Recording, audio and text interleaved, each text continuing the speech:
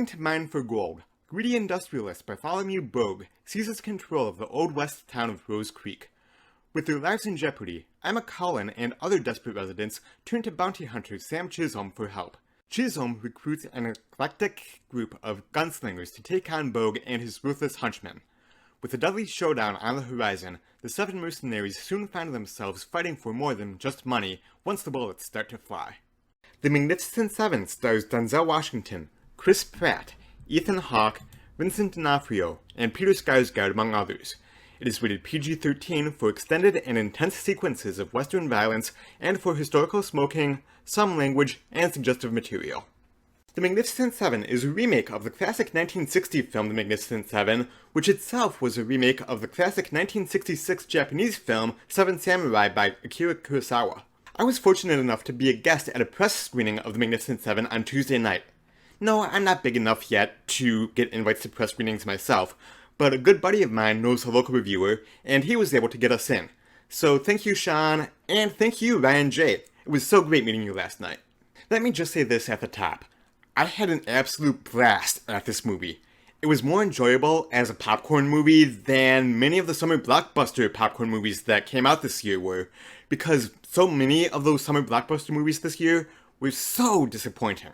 The movie is fun, it's entertaining, and it just doesn't take itself too seriously. It's definitely dramatic, but there's also plenty of comedy to be had. It's also nice to see a Western back on the big screen.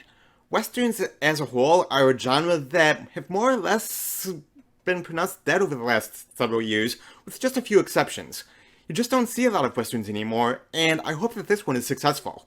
Now, I'm not saying that I want every other movie out there to be a Western, but I certainly wouldn't mind Westerns coming back as a genre if they are as entertaining as this film was. Even though it's an ensemble cast, Chris Pratt is definitely the standout star of this film. Denzel Washington is very good in here, as is Ethan Hawke, who turned in a great stellar performance, and also Vincent D'Onofrio. Haley Bennett is a little bit more than the damsel in distress, but she too turned in a good performance. And maybe it's just me, but I was definitely picking up a Jennifer Lawrence kind of vibe from her quite a bit. I don't know, they're both very attractive actresses. Maybe that's it. Peter Sarsgaard as the villain Bogue was phenomenal. Every time he's on screen, you just look at him and you can immediately tell what a nasty, slimy, sleazeball kind of bad guy he is. And actually, the entire cast really did a splendid job. The direction by Antoine Fuqua was beautiful, and I really enjoyed some of the more panoramic shots of the Old West. My friend made a comment after the movie that he thought it was going to be a little bit more serious, but after about 20 minutes or so, he realized the tone that they were going for, and at that point he was able to relax and enjoy the movie.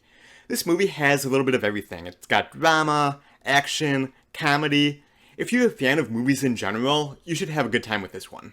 You guys should know by now that I don't really deal with spoilers in my reviews, but let me just say this. Once you get to the final battle, which is pretty much the entire third act, your eyes will be glued to the screen. It is so much fun and such a joy to behold.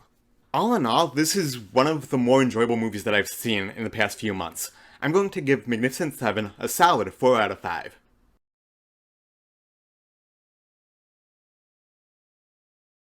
Have you seen The Magnificent Seven yet? If so, what did you think?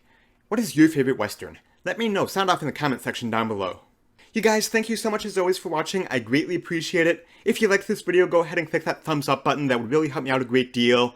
And then be sure that you're subscribed to the YouTube channel here so you don't miss any of my other videos.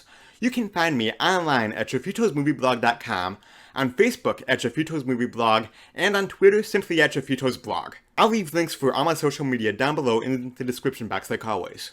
And I'll be back soon with more movie reviews, including a review of the new 3D animated movie Storks coming out at some point this weekend.